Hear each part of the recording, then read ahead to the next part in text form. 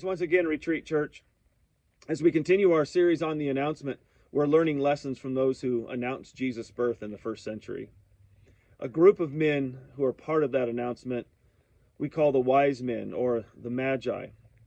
And though a lot of mystery surrounds who these men were, there's one thing for certain. They did not neglect handed down truth.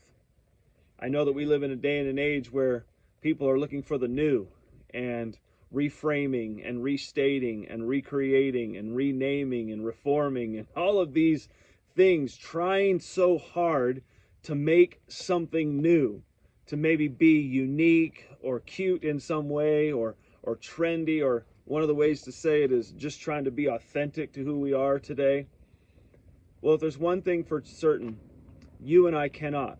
We simply cannot give up on the old, handed down truth of the gospel. You might say a lot of things about that in today's current society, and I'm a firm believer that we can do things in new ways, that the how we do things can shift and change. I think that's clear in Scripture, that things were often done one way and then done another.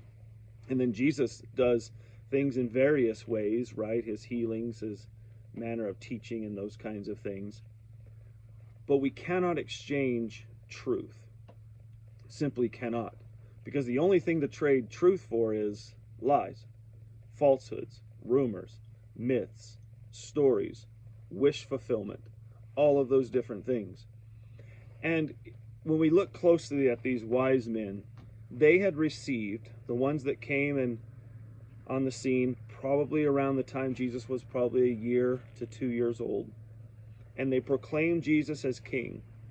They were probably doing so based upon the teachings of Daniel.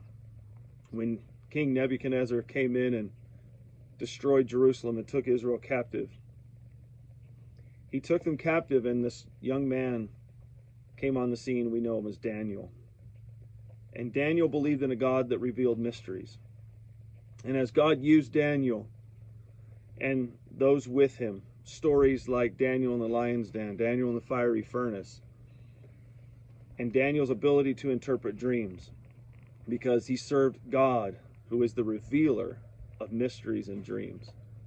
That Daniel's teaching and the way God used Daniel in Babylon caused those around him to hold on to his teachings. And as they held on to his teachings, they passed those down. And many believe that these wise men in Matthew had received this 600-year-old teaching that had been handed down. And not only had it been handed down, but because of Daniel, the wise men throughout the centuries, as they were often had to, one of their primary jobs was to inform kings and to advise kings.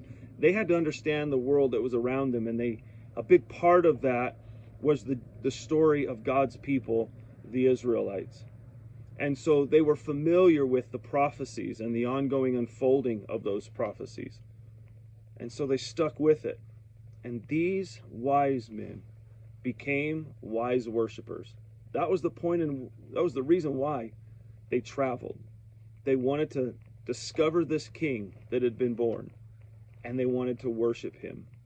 So wise men became wise worshipers. And just drawing a couple of basic conclusions from that, we can say that in order to become wise worshipers, we need to honor Jesus as king. King of the world, king of our lives, king of the direction in which we're going to live. Also, that we are to be diligent in our search for him. Because as this truth was handed down, so were a lot of falsehoods, and so were a lot of lies. So we need to be diligent. We also need to worship Jesus by giving. And I pray that this season finds you giving more than receiving as you become a wise worshiper of our King. God bless you. We'll see you next time.